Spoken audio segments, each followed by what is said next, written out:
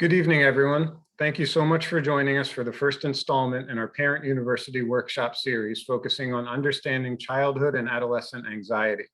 My name is Dan DiStefano. I'm the supervisor of the district school counseling department. I'm joined tonight by Dr. Beth Hoffman, our supervisor of elementary special services, as well as Georgine Johnson, supervisor of secondary special services. Also joining us is Paulette DiNardo, director of pupil services. To me, this representation at the district level really speaks volumes about the commitment of the district to the mental health of our students. Last and certainly not least, we're joined tonight by Mrs. Samantha Awadala. Mrs. Awadala is a mental health clinician with Rutgers University Behavioral Healthcare, who we are so fortunate to have welcome to our team this school year. Her office is at CHS, but she works in all 6 buildings district-wide and has already had an immeasurable impact with some of our most vulnerable students. A couple of housekeeping items before we get started. First, please know that tonight's program is being recorded and will be distributed via email and social media later in the week. We're in a webinar format, so if you have any questions, please enter them in the Q&A box and we'll do our best to answer them as we move along. And then some will probably be answered towards the end of the program. If you feel more comfortable asking your questions in a more private setting, feel free to contact myself, Mrs. Awadala, or your child's school counselor anytime. Without further ado, I'll turn the program over to Mrs. Awadala. Thank you so much, Dan. And thank you for everybody who logged in tonight to be a part of this session. I'm personally very excited to do this session as this is a topic that I often get asked by parents.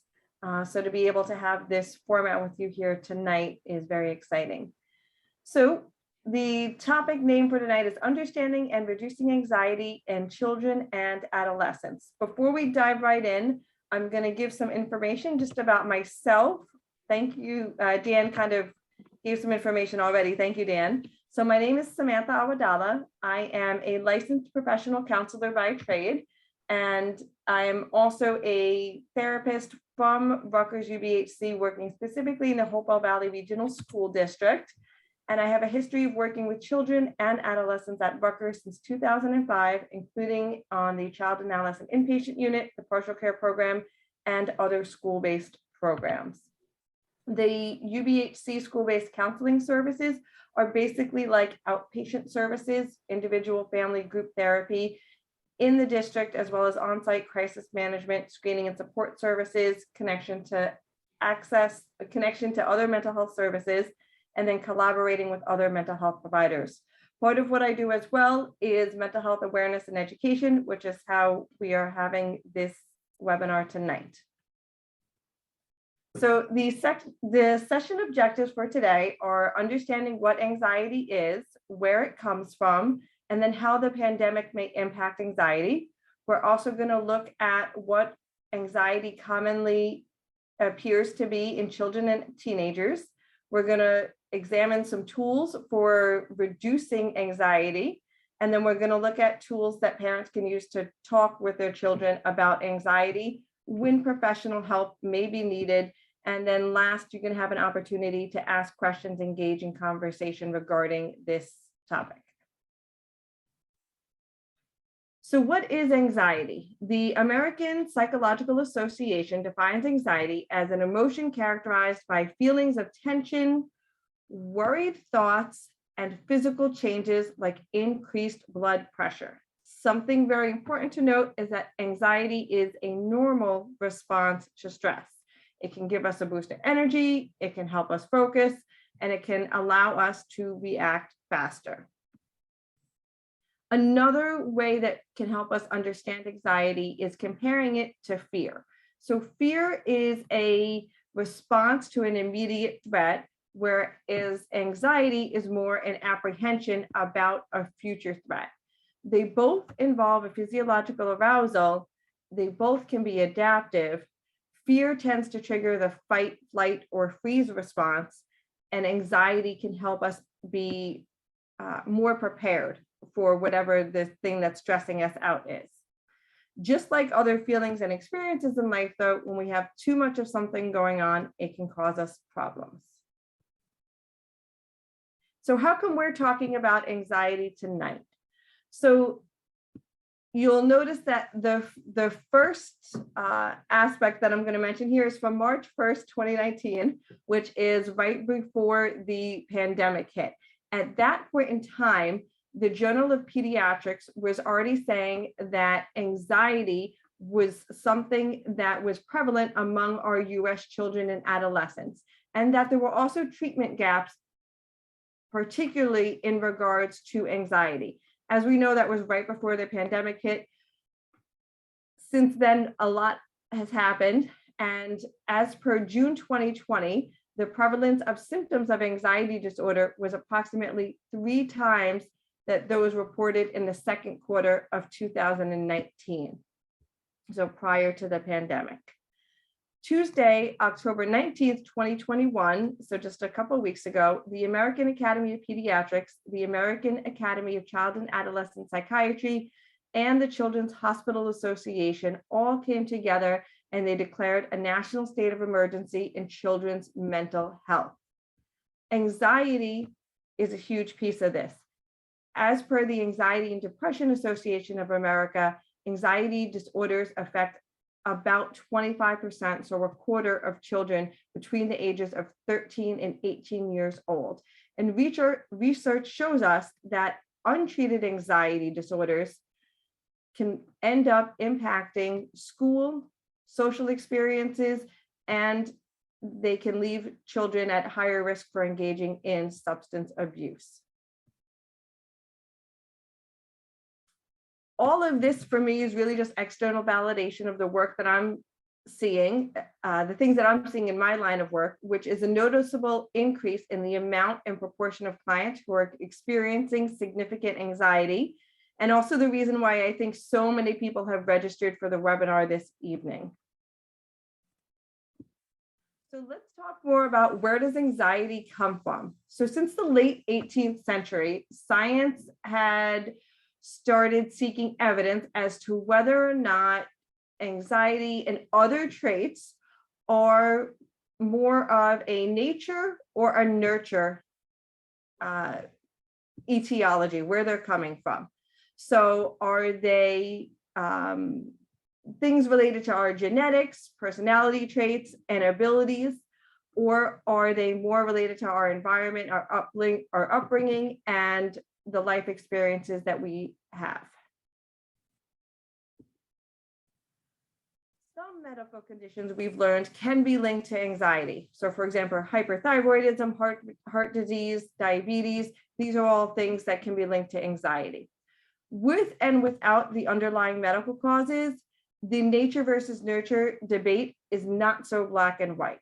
So what we're actually seeing is that people tend to be born with innate genetic or biological predispositions to experiencing anxiety.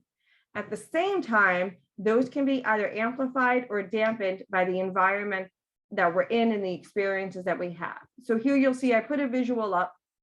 We can say person number 1, maybe on a scale of experiencing low anxiety to high anxiety, maybe their genetic predisposition to experiencing anxiety is between a 30 and a 60. So it might take a lot for this person to feel and experience the anxiety. Whereas person number 2, maybe their predisposition has them at an 80 to a 90 to experiencing high anxiety. So maybe for this person, it might not take as much for anxiety to start to come out. We're also learning that when we have a genetic predisposition for anxiety or other traits, it can also be related to a feedback loop. So the nature and the nurture aspects kind of go hand in hand. So let's say somebody who's more genetically predisposed to feeling anxious has a benign sensation, then they might be more likely to perceive that sensation as something to be anxious about, and then in turn, their feelings of anxiety increase. Whereas somebody who is less genetically predisposed to feeling anxious, they notice a benign sensation and they're less likely to perceive that as something to be anxious about, and then they don't end up feeling anxious. So the two can interweave and interlap. We also know that there are some risk factors for anxiety. Those can be trauma, stress due to an illness, buildup of stress, including over time, personality or temperament, other mental health conditions. For example, a lot of times there's a comorbidity between depression and anxiety, other mental health disorders, having blood relatives who have anxiety disorders, and then drug and alcohol use.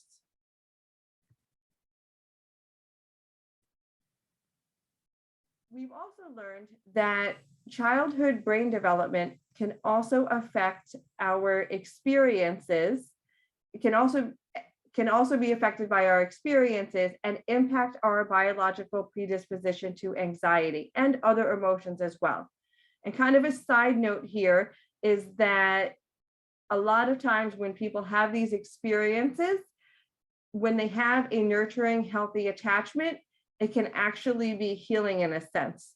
If people are familiar with the work of Dr. Dan Siegel, or if you've read any of his books, he talks a lot about this. I'm not going to go too much into this now, but kind of a key takeaway to this is really the importance of having the nurturing, healthy attachments. As he had also written in one of his articles, the brain continues to remodel itself in response to experience throughout our lives, and our emerging understanding of neuroplasticity is showing us how relationships can stimulate neuronal activation and even remove the synaptic legacy of early social experience. So what is all of this saying? All of this is basically saying is that throughout our lives, we can continue to have experiences that reshape how our brain develops and how we respond to stress and our predisposition to experiencing anxiety or other emotions and other responses. So when is anxiety not normal? Sometimes anxiety may interfere with our daily activities and our ability to function. And this can be true during especially stressful times, including like the pandemic. And when anxiety continues to interfere with our ability to function and or continues to diminish our quality of life, it can be problematic. So when our brain is feeling safe, an area of our brain called the prefrontal cortex is telling us everything is okay. The prefrontal cortex is a part of the brain that's located here at the front in the frontal lobe, and it's related to a lot of complex behaviors, planning, personality development, learning, logic, attention, evaluation. When we are stressed out, a brain structure called the amygdala might turn on. This is a specialized for processing of emotion. So it's involved in the fight or flight responses, the freeze responses, and it's also very strongly connected to our hippocampus, which is something that plays a major role in memory and learning. So when we are stressed or very anxious and our fight or flight turns on, then we can have a connection here and we're not really able to access so much of the prefrontal cortex and the evaluation and kind of logical thinking so much. So I'm bringing this up, especially because of what's been happening during COVID. So what's been happening during COVID is we are having constant fear of harm. We're having changes to and loss of daily structure and routine. We are experiencing increases in isolation. There were points in times where we had a lot of cabin fever going on. Some people may still be experiencing this. We're seeing illness and death happening around us. We're hearing stories of illness and death. For those of us who have lost loved ones during this time, we're having an inability to say goodbye and to grieve others. There's lots of family stressors going on, financial stressors, academic stressors, social losses and peer connections, community, recreational losses. So all of these have all been going on for an extended amount of time. So how does this kind of connect to you? What are some thoughts that you've been having during the pandemic? Now, I know you guys, I would prefer if I could see your faces. I can't really, but if you could just kind of throw up in the chat, what are some thoughts that you've been having during the pandemic? And I'll see if we can access that.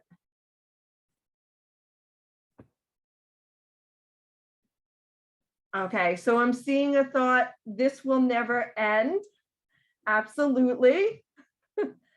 I think many of us are continuing to experience that thought, and for sure, definitely at the beginning of the pandemic, we thought, oh my goodness, it's 2 weeks. We got to get through these 2 weeks. And here we are almost a year and a half to 2 years later. I see another cabin fever and increased concern that this will not go away and that this is the new normal. Absolutely. I don't know about you guys, but in the beginning of the pandemic, when I would go out to the grocery store, I was not able to get toilet paper.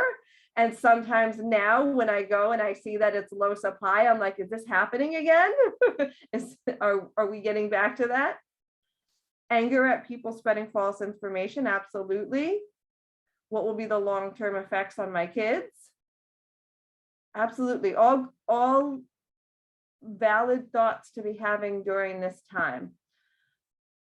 Up here, you'll see I put some pictures. I don't know if you guys experienced this or not. I feel like still in public, if somebody coughs, if somebody sneezes, it's a, oh my God, is that person sick? Are we all gonna get sick? Another thought, my kids are missing out on their times with friends.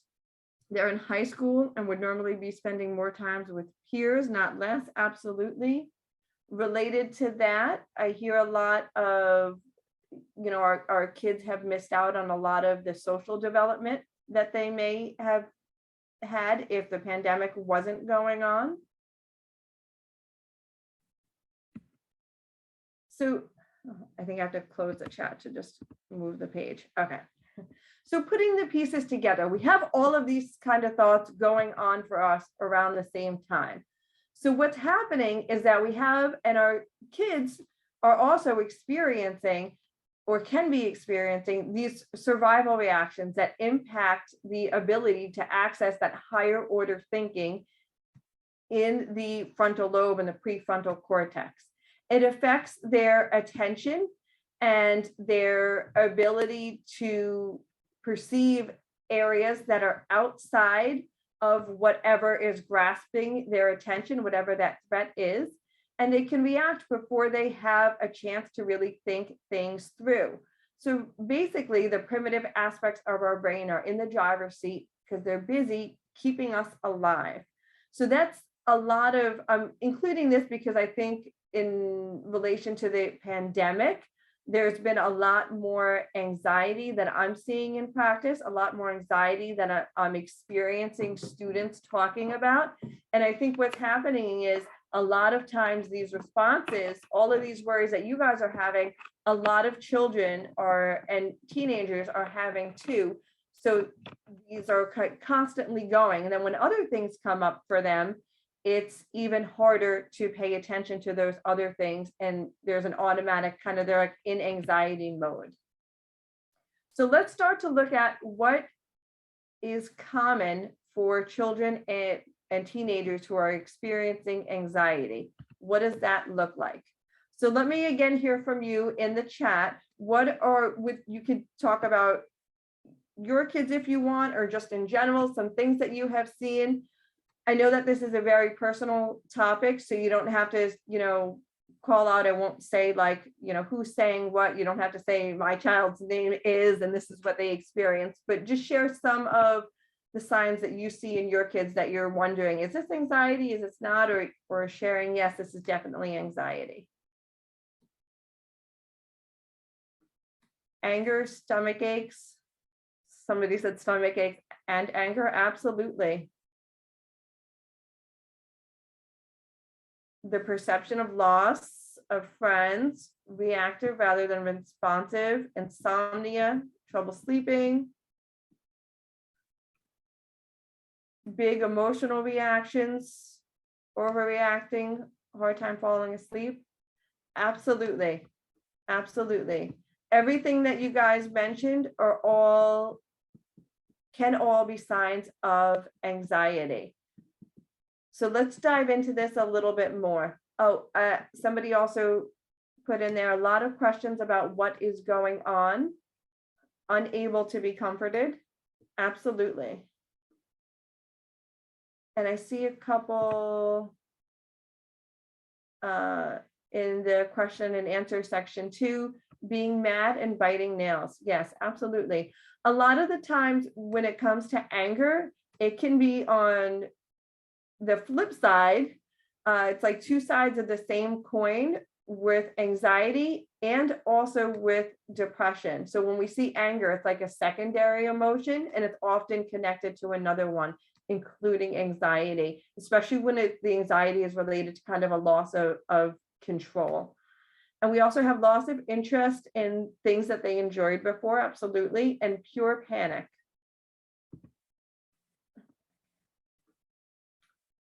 So as you guys had mentioned, a number of different things can come up with children and adolescents with anxiety, and what does it look like? So we can see headaches, stomach aches, trouble breathing.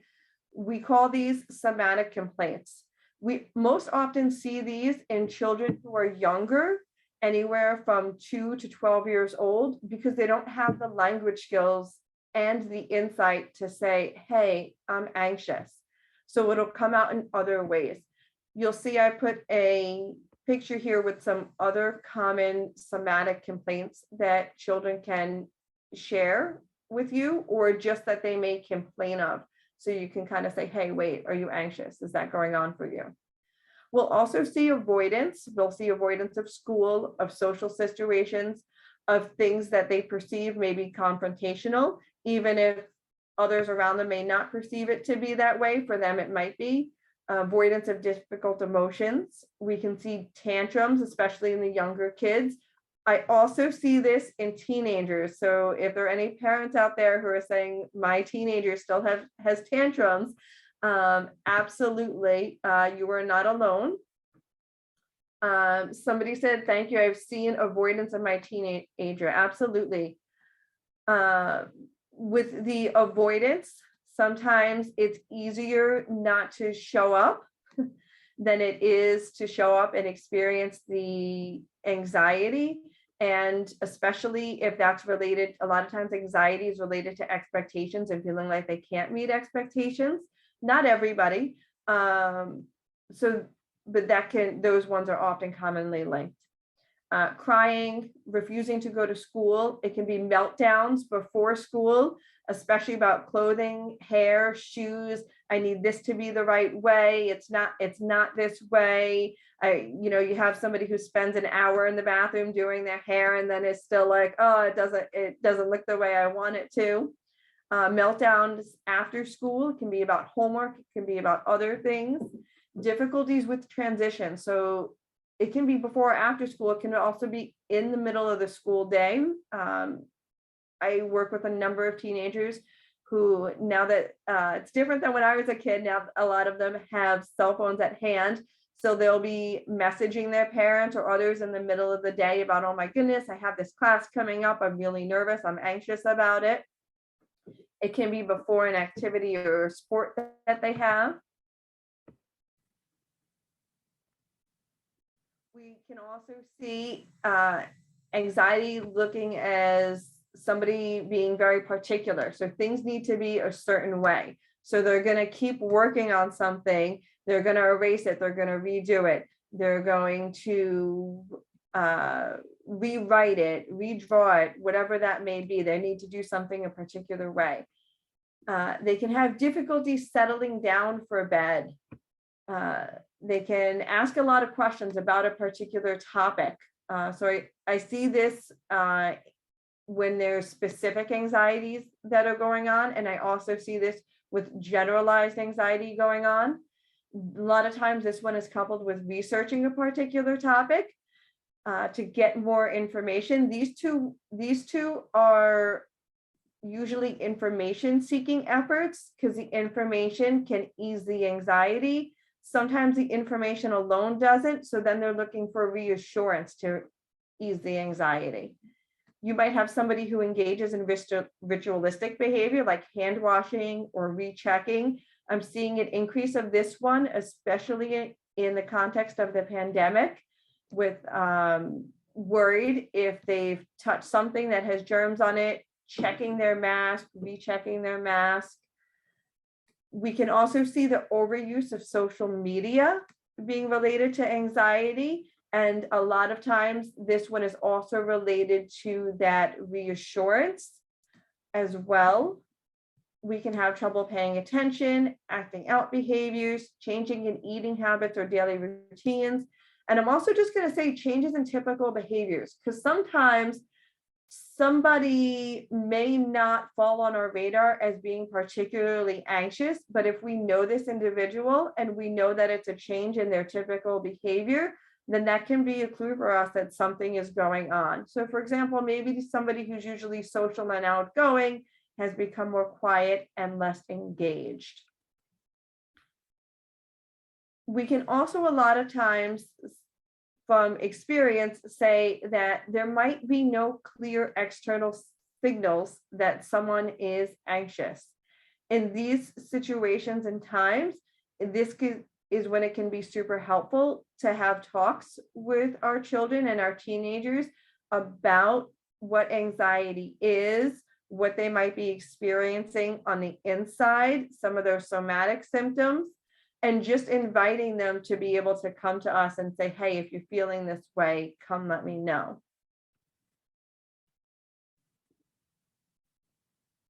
Sometimes we see outward effects, such as if somebody who typically does good in school is struggling with the various demands of school, even if they don't typically do well in school, just struggling with it more so than they used to. Again, trouble paying attention, being perfectionistic, being forgetful, maybe unwilling to participate due to concerns of failure or embarrassment. So they're so anxious that they're going to fail, or they're so anxious about being embarrassed that they actually will not participate in an activity. But it's not so much that they don't know the answer, or that they didn't do the work, it's that they're more anxious about the participating.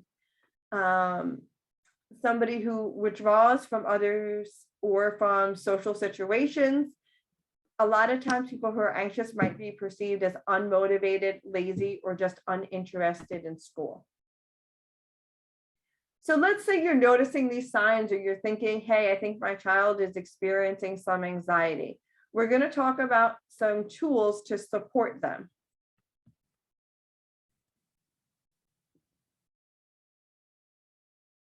So first and foremost is providing information. So a lot of times when somebody's anxious about something, they're thinking ahead, they're thinking in the future, they're wondering what it's going to be like. So giving them some information about, hey, this is what it's going to be like, can help to ease some of that anxiety and paint a picture in their mind that can actually visually come up for them when they're having those anxious thoughts. Building in some structure, and I apologize for the typo, building in structure and routine, but that's also flexible. So not so rigid that it has to be a particular way with an expectation that they have to meet it, but being able to say, hey, these are the expectations, but we're also going to be flexible with this. Engaging in family self-care. There's been a lot, I think, over, I want to say like the past 10 years, in my line of work, I've seen a huge increase in the talk about self-care. And self-care is super, super important. And for me, working with children and adolescents, I also like to include family self-care, because a lot of self-care is learned in the family environment. So it's encouraging our child and children to engage in personal self-care, and then also as a family, taking the time to do that together. Scheduling some worry time. So time during the day that we're giving our children permission to worry. And maybe they want to worry on their own. So maybe this is something we're helping teach them and talk to them about. Maybe it's something that we want to do as a family discussion and say, you know what, we're going to have family time to talk about your worries. And this gives them a chance to share with you and build that connection of them coming to you and then being able to give them guidance about what it is that they're worried about. I'm also going to add on here mindfulness, because helping our children be in this moment, the present moment right now, can be super, super helpful, especially if you have somebody. I know a couple of parents put on here panic, that anxiety can look like panic. That's when our brain, as the being how we are as human beings, our brains can connect to other moments. So their brain is connecting to another moment. It's experiencing a lot of panic in that time and kind of predicting what that's going to be like. And if we can bring them back to the present moment and do some mindfulness techniques, then that can be really helpful for kind of resetting and then going back, and once that's taken place, talking about what they are anxious about. And I'm going to talk about this piece a little bit more in a few moments as well. Some other tools to help support the reduction of anxiety in our children is being consistent, as much as possible. So, part of being a parent is, being a human being. So as much as possible, being consistent, and that then accounts for the flexibility piece, where we're kind of teaching our children to be flexible at the same time. Being patient, avoiding being critical of them. We want to maintain realistic goals and expectations for them.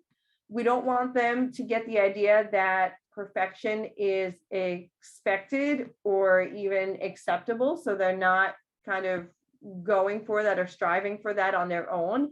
And working with children and adolescents, a lot of times they'll tell me that they've learned to be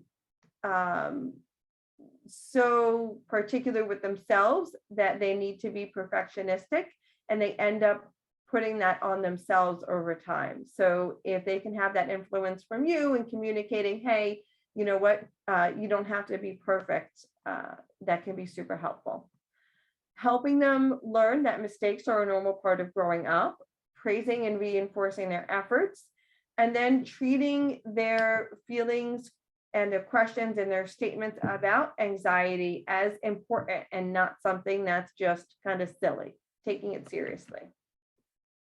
I'm including in here a couple slides related to the self-care aspects. I'm not going to delve into this too much, but I would like to put it in here just so you have access to it. I believe Dan is going to be sending out a copy of the presentation, so you'll be able to have access to it with that. And then with that, also a self-care versus coping. Again, not to delve into this too much, but just to kind of know the difference between the coping skills in the moment and then self-care. So the next piece that we're going to talk about is how we talk to youth, children and adolescents who are experiencing anxiety. So the first thing is to provide an emotionally safe place for them to express themselves. Part of that is being an emotionally and mentally clear space ourselves. We want to use active listening so we can seek to understand what they're feeling, and hopefully as part of that, validate their feelings and give that back to them. And we also want to be non-judgmental and not put any negative connotations on the thoughts and feelings that they're having. Part of this is also going to be helping them to reframe their situation. So if you hear them saying, a lot of times somebody with an anxious thought might say something like, I'm not good at this. So we can change that to, it's hard, you're on the right track though. When we talk with the kids, we want to also keep things about them, not about you. I had a parent reach out to me and say, but prior to the presentation, if we can talk a bit about the parent's role in talking to their kids. and specifically, how much should we talk about ourselves and our own experiences with anxiety. And it is totally okay to share our own experiences with anxiety, or even just related to the overall situations that our children may be coming to us with. What we don't want to do is go off on a kind of tangent about ourselves and have it be just about that. We want to make sure that it connects and wraps back around to them and to their feelings about the situation. And I see a question came up. Somebody says, I ask, what would make it better and how can I help? Absolutely. Yes, absolutely. So ask them, what do they want to do about the situation, and what can I do to help you with the situation? Thank you for bringing that comment up. When we're talking with them, it can also be helpful to thank them for talking to you. That helps let them know, like, hey, you know what? My parent appreciates and wants to hear what I'm anxious about and be here for me. And then we can even say that to them. So if we have a child who has maybe not decided to talk so much about their anxious feelings, and we let them know that I'm here for them, that can help them feel more comfortable the next time to wrap around and open up even more. And then as the adults, we can follow up later and we can say, you know, that thing that we were talking about, you know, the anxiety that you had about the soccer game, what ended up happening with that? Or how is it going? Or you said that you've been feeling really anxious about the, sorry, I saw a comment come up, and I'm going to get to the comment in a moment. If the student was feeling anxious in science, for example. So how is that going for you? And then offer also to have another trusted adult talk to them as well. So if they're not so comfortable with talking with us because we're their parents, then maybe there's another adult who they may feel more comfortable opening up with. The question came up, what are tips if kids don't want to talk? So middle schoolers, for example, don't always like to open up. Absolutely. So typically what I like to ask is first for ideas from you guys, but while you guys are doing that, so if there's other people who have experience with talking with middle schoolers, or if you have high schoolers who you have spoken to about anxiety, things that have been helpful, you can throw those in the chat. And while you guys do that, I'll start sharing a little bit. In my experience, it's not necessarily helpful to try to force a middle schooler to talk.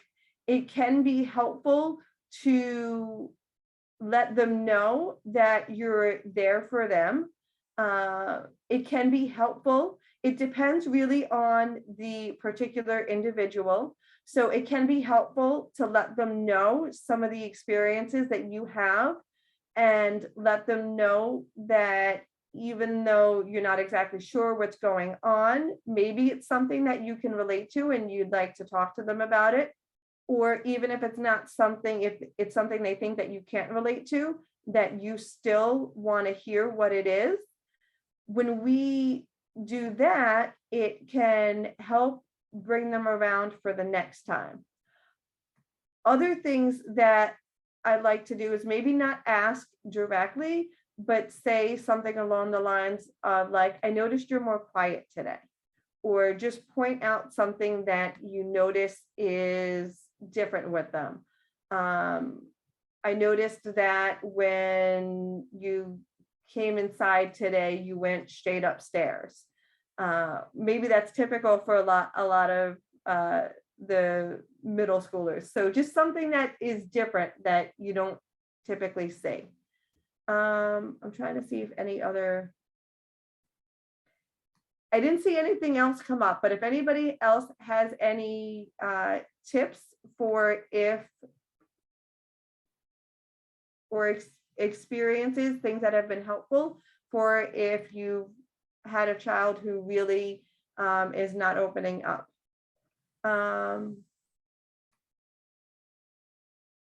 another parent says, we will talk about what will happen if X actually happens. What will happen if you fail the test?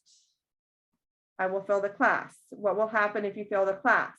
I won't go to college and then I will be homeless. Really? No, probably not. Maybe you will have to take the class again and maybe you won't go to Harvard. Okay. So it sounds like, if I'm getting this correctly, I won't say your name, but you can add something else if you'd like. It sounds like what you're saying is that you'll continue to ask some questions and you'll kind of get them to a point where they'll say, wait, no, maybe that's not realistic. That's not actually going to happen. And when I want info, I take them for a drive to wherever. Somehow he opens up when I'm driving and you can't look at him. Absolutely. Yes. So what is something that your child likes to do or engage in? And if it's driving, a lot of times it's not a face-to-face. Sometimes I had parents do things like play board games with their kids or even play video games with their kids. Sometimes I've had people go on walks together, and there's something about kind of the walking and the talking that there's lots of other things going on at the same time in the physical activity. And then, thank you for that. The parent said, yes, I try to understand why they are so worried. Absolutely. So the next aspect that I'm going to talk about in regards to talking with youth, and I realize the timing too, so I'm kind of going to go through this piece quickly. I'm not going to read all of the aspects because it's a number of slides.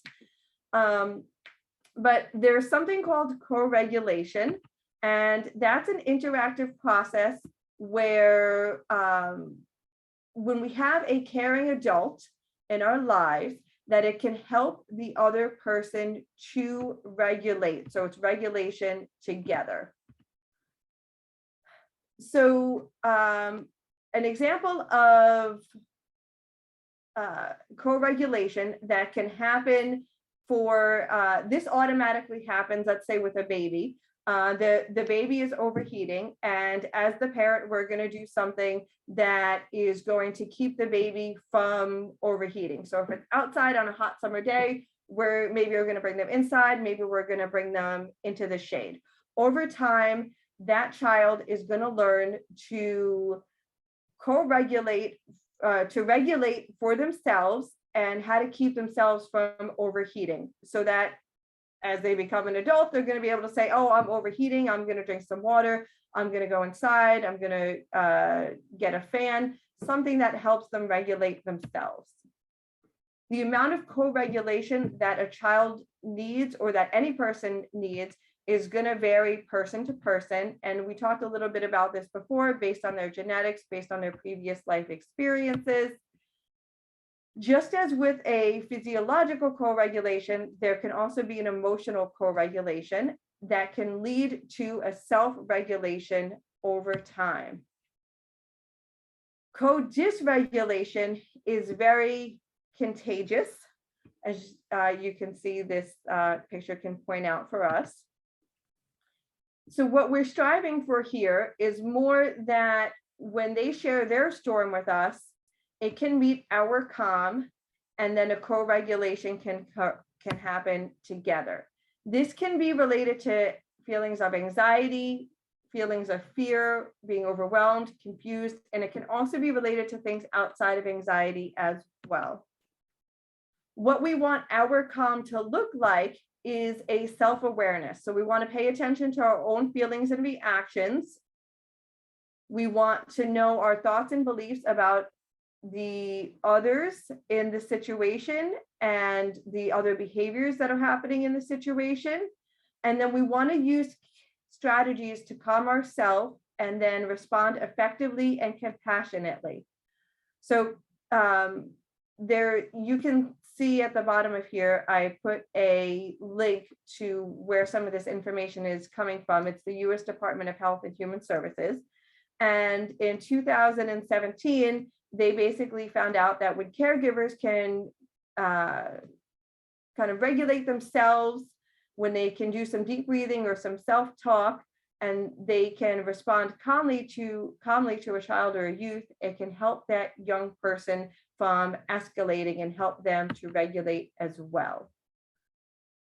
With this is something that builds with time, and it can be helpful to have some support from family or friends, from professionals, and to practice over time. Basically, the things that are important for co-regulating is providing a warm, responsive environment and relationship, structuring the environment, and with our conversations with them, we're going to teach and coach on the self-co-regulation or the self-regulation skills.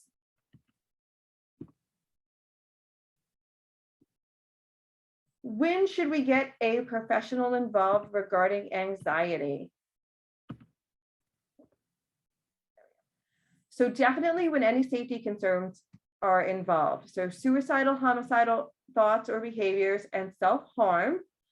When quality of life is diminished such that you or your child is concerned. So if your child is coming to you and saying, I'm so anxious and it's really impacting me, it's okay to say, let's get some more professional help. When you've tried at-home efforts and the anxiety is persisting, and again, when your child directly asks and say, can I go see somebody and talk about my anxiety? Anxiety disorders are the most commonly diagnosed mental health disorders. And this is just a reminder of when it becomes a disorder, we have a constant uncontrollable worry, fear, or dread, something that's not based in rational facts and can cause someone to withdraw from activities or change their behaviors. It could be an anxiety disorder. Ways to get help. Talk to your child's pediatrician. I know, as I mentioned earlier in the presentation, there can be a medical reason for anxiety. So I've actually worked with some youth who have, for example, experienced hyperthyroidism. So talking to a pediatrician can help rule out if that is going on. You can call your insurance company and get information about covered therapists. You can ask a trusted family and friend who have gotten help from somebody for referral on who they saw. In the state of New Jersey, we have something called Perform Care. I'm not sure if people are familiar with Perform Care or not, but you can basically call. It's a free service, and you can say, hey, my child is experiencing A, B, C, and D. They can connect you to outpatient providers, or they can connect you to a kind of whole system of care in New Jersey that can help as well. Psychology Today is a often used and reputable resource to look for professionals in the area. You can also touch base with your school. If your student has a relationship with or you have a relationship with their guidance counselor or CST member, you can reach out to them as well. And then I'm also going to give my information too, so you can also reach out to me, and I'll share that at the end. I'm also going to share with you the National Alliance on Mental Health has a Mercer County division, and they have a parent support as well. Their phone number and their website are here. And again, you'll get this information after the presentation, and it'll all be sent out as well.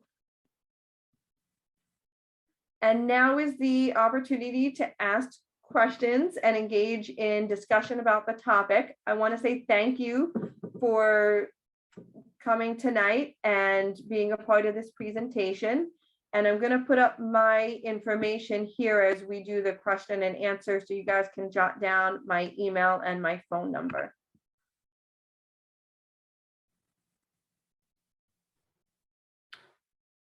Thank you, Samantha. I just want to add that, like Samantha said, I will be emailing out this presentation later in the week as the video and the slides. I'll include, my contact information, so you can feel free to always contact me, your child's counselor, Samantha, certainly. And, to piggyback on something Samantha talked about with know how to get your child to talk when they don't want to, especially the middle schoolers, like was mentioned. You know, sometimes, and I'm learning it as a parent of a young child, I might not always be the one that they want to open up to. And, you know, understanding that and embracing that and making sure that they understand all the different trusted adults that they can go to in their lives. And we have a lot of them within our schools. And, you know, making those connections and, you know, kind of empowering our children to seek out the right kind of help from the right people. I don't see Absolutely. any. Thank you, Dan. Yes. And I want to say this was a lot of information to kind of cover. I was shooting to do 50 minutes and then have 10 minutes for questions and discussions. So for a lot of it, we kind of went through things very quickly, but each of these topics in itself could be like a whole day course to do. So if there's any questions or things that really interest you that you want to know more about, you can always reach out to me here as well. Excellent. All right, well, I don't see any questions coming through right now. You know, like I say, see a few parents thanking for the conversation. I think this is a super important topic to be discussing. Really want to thank Samantha for lending her expertise tonight and delivering this program. I want to thank our other administrators who are on the call tonight. And again, we will be sending this out later in the week. We'll get it to everybody. And thank you so much for attending. Good night.